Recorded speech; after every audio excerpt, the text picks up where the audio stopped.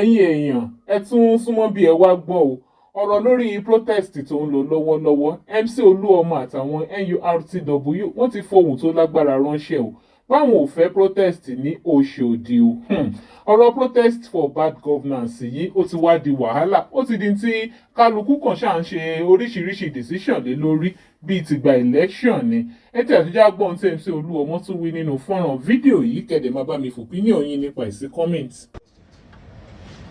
At this crucial moment in our nation's history, we, the least concerned citizens of Lagos State, feel compelled to express our stance on the proposed protest.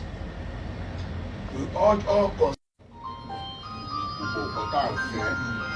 Ní ti dáadáa Ọlọ́run á ṣe ẹ jọ̀ọ́ tá bá rántí nǹkan tó ṣẹlẹ̀ lọ fún protest ti EndSARS àmọ́ ìpè àwọn kan bàjẹ́ ní oríṣiríṣi ní Nàìjíríà afọlọ́run bẹ ẹ̀yin ọ̀dọ́ wa a disturb pé bóyá kẹ́ má protest but anybody tó bá fẹ́ kó lọ sí local government ẹ̀ níbi tí gọ́ọ̀mẹ̀ntì máa ti rí nínú local government ẹ̀ kó protest lọ síbẹ̀ ẹ má jẹ́ ká block ọ̀nà ẹ má jẹ́ ká sun ilé ẹ má jẹ́ ká sun mọ́tò ẹ wo nǹkan tí àwọn forefather wa ti breed sínú Nàìjíríà yìí ẹ má jẹ́ ká bàjẹ́ because tá bá ní pé à ń sun mọ́tò à ń bà kan jẹ́ ọ̀hún pé yẹn ní protest àfi Ọlọ́run ọba bẹ̀yìn ẹ̀yin ọkùnrin obìnrin ọmọdé àgbàlagbà ẹ jọ̀ọ́ nítorí Ọlọ́run ẹ má jẹ́ kí protest yẹn kó di wàhálà ní Nàìjíríà ẹ jọ̀ọ́ nítorí Ọlọ́run Ọlọ́run á wà pẹ̀lú wa. Thank you very much. God bless you.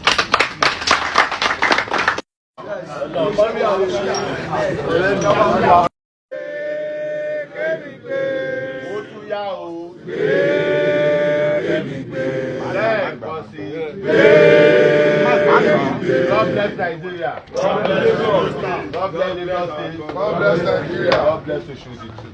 God bless. God bless.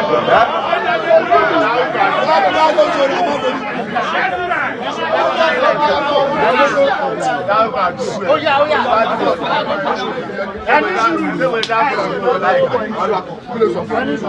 I'm